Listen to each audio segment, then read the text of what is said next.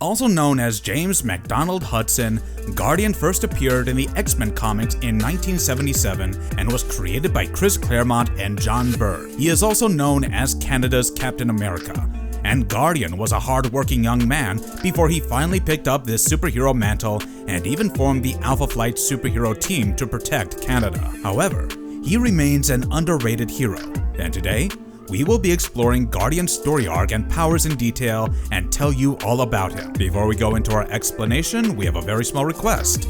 If you like our content, please support us by subscribing to our channel. This is a small click for you, but for us, it means a lot. Thank you. Let's begin.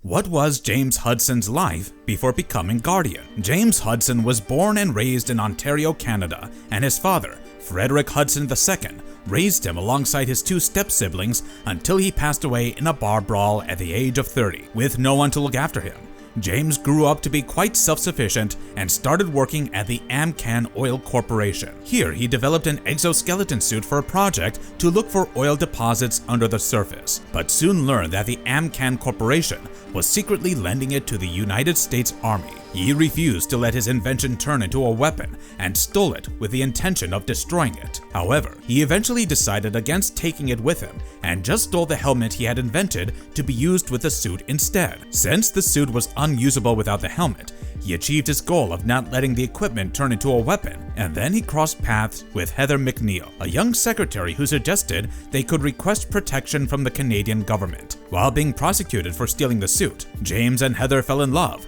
and even got married while seeking help from the Canadian government. As it turned out, James had still not settled his student loan, and Ottawa declared that he was a government employee while Prime Minister Pierre Trudeau asked him to establish the Ministry of Defense's Search Research Program, Department H.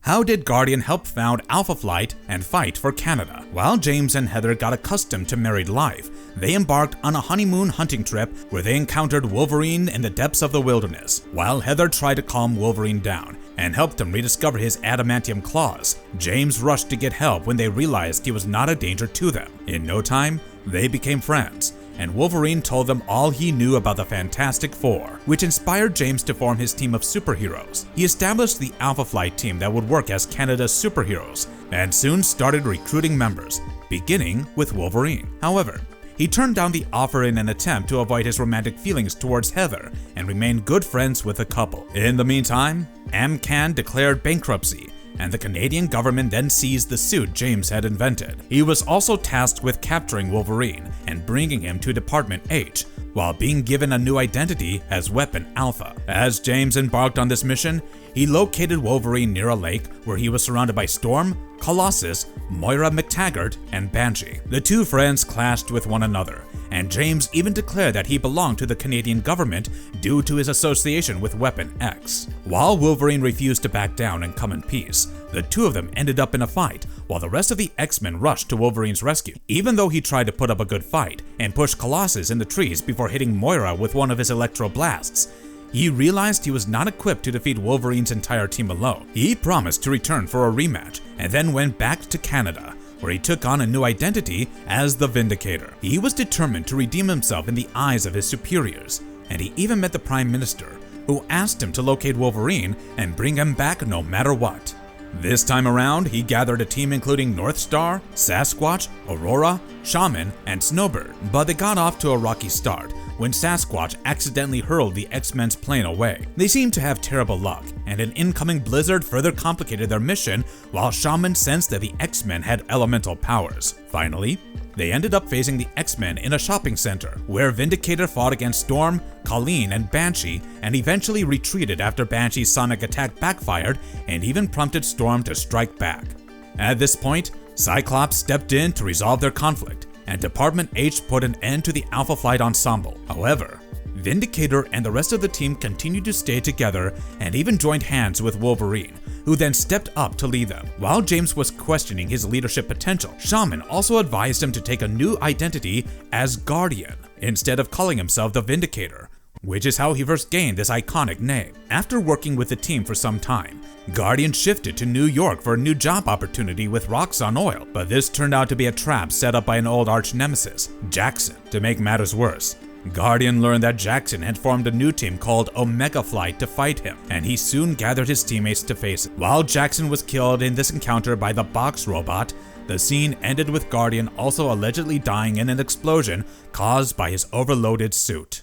How did Guardian die, return as a cyborg, and face later conflicts? While fans were unsure of Guardian's fate in Marvel Comics, it was soon revealed that he was still alive and that he was swallowed by a spatial rift, where he was discovered by the Quirlin race. They mistook his robot suit to be a part of his physique, and even bonded it to his body while treating his injuries. This resulted in him turning into a cyborg, and the Quirlin hoped that he would be a useful weapon if they ever had to fight against the likes of Galactus. When they sent him to Earth, Roxxon stumbled upon his ship and then used his computer systems, as well as some assistance from Madison Jeffries, to rewrite his systems. However, James's cyborg mind was far too resilient, and they finally decided to cut his access to the life support systems to get rid of him. This plan backfired, and even resulted in the destruction of Roxxon's facilities, while Jeffries managed to keep James alive. Even though he was alive, James did struggle with his computer side interfering with his inherent humanity,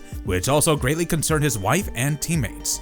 When Galactus finally attacked the alien planet, the Alpha Flight team and the Avengers arrived on the planet and soon found themselves in another dimension where they could stop Galactus. However, they lacked the energy to transport them to their regular dimension, and James and Heather were the only ones who could power the travels, even if it came at great risk. At this point, James knocked Heather unconscious and then asked their teammates to get her back safely, while he single-handedly sacrificed himself to ensure that the rest of them returned safely. Even though it was assumed that he had died, James was soon discovered by the Master of the World, who brainwashed him into guiding a new variant of Omega Flight in their mission to take control of Canada. However, his new programming counter-reacted with the changes done by the Quirlin race's cybernetic enhancements, and James soon reverted to his past self. As more time passed, James learned that Department H intended to kill him by sabotaging his armor and then warping him into space, and he even created a young clone of him to lead this team. However,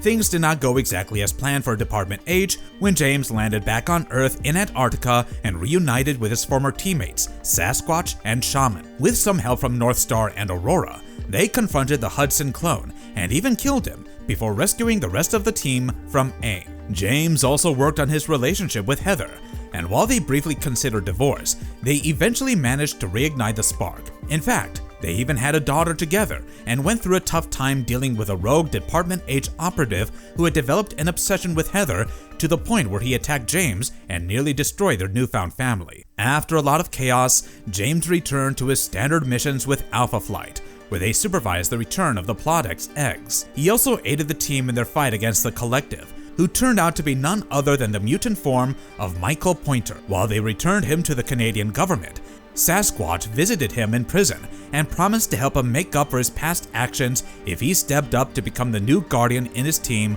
Omega Flight. When Alpha Flight attempted to stop Collective from entering Canada, many team members lost their lives, including James and Heather. However, they did come back to life alongside Puck, Shaman, and Major Maple Leaf when the Underworld's gates were opened during the Chaos King's war on reality. The team got back together to fight the evil Great Beasts and played a huge role in the Chaos King's defeat. James's first action after his resurrection was to reform the Alpha Flight and ally with the Canadian government to take care of the country once again. However, he did face a fair share of challenges while returning from the dead, and he and Heather suffered a huge blow when they learned that they had lost custody of their daughter, Claire. Even though they tried to appeal it, the court declared that Claire would be at great risk with them due to their superhero status, and they had to accept that she would be raised by their extended family. In the meantime, Guardian was sent to represent Canada at the very first Hellfire Gala held on the mutant island nation of Krakoa, where he was quite worried by the mutants' plans to colonize Mars. To counter this, he joined hands with an anti-mutant terrorist group called Orchis, where he was welcomed by a former Avengers government liaison, Henry Gyrick. When Gyrick was confident that Guardian would be of great use to the team, he could not have been more wrong, as Guardian betrayed the organization as soon as he learned all about Gyrick's plans to crash the peak in a densely populated region on Earth.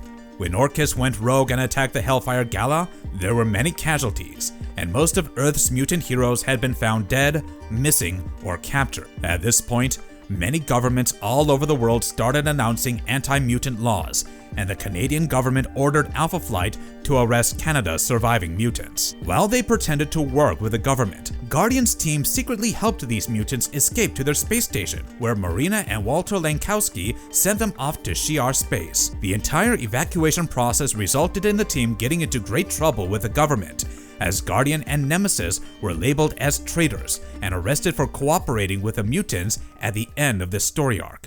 What are his powers and abilities? As an extension of his battlesuit, Guardian has gained a plethora of powers and abilities, and these powers were soon ingrained into him after he was transformed into a cyborg. He had the ability to hide these metallic cybernetic enhancements whenever he wished to, and one of his most impressive features was his computer mind. After the Quirlin healed him, Hudson's brain powers were enhanced to the point where he gained a photographic memory and impressive mental processing skills. He also had inhuman levels of mental storage capacity and the ability to access and block electromagnetic frequencies. He gained superhuman stamina and endurance and was capable of converting sweat into electrical energy by performing an electro-osmotic reaction. In his cyborg form, he could lift up to 5 tons, fly at supersonic speed, and generate and manipulate plasma. In addition to this, he was quite a gifted individual who had invented the groundhog armor and the Guardian battlesuit, and he could also hold his own in hand-to-hand combat in dire circumstances. What equipment and paraphernalia does he use? Guardian typically relied on his battlesuit, which came with a range of features, including an advanced navigation system, built-in flight mechanics, and gravitational propulsion that allowed him to propel the suit at 1,000 miles per hour, and while some fans confuse this power with teleportation, it was dependent on gravity and worked better when used in close proximity to Earth's magnetic poles. The suit was so advanced that it could generate ultrasounds, project concussive electromagnetic beams, magnetize metals, and even interfere with computer systems using technopathy. Guardian suit was made of an enhanced steel mesh that paired with built-in force fields to absorb most high-impact attacks, as well as any energy forms that were directed at him. In fact, it had protected him from Wolverine's claws, Colossus's blows, as well as many falls from tall buildings. The suit could also generate a protective force field that was triggered automatically in most cases to reduce impact and deflect any incoming electromagnetic radiation. Marvelous verdict. And with that, we have explored Guardian, aka Alpha Flight, aka Canada's own version of Captain America. There is no doubt that he has quite a tumultuous and rebellious story arc, but we can most definitely say that he always managed to do the right thing, even if it meant disobeying authority figures or risking his own life. Guardian's battlesuit armor additionally made him a tough opponent, and we hope you enjoyed exploring this character with us. While he has not been a major part of mainstream X-Men comic arcs, he is most definitely an intriguing personality, and we would love to hear your thoughts in the comments below. And if you liked our content, don't forget to leave a like and subscribe to us if you haven't already. Have a good one, be safe, and thanks everyone.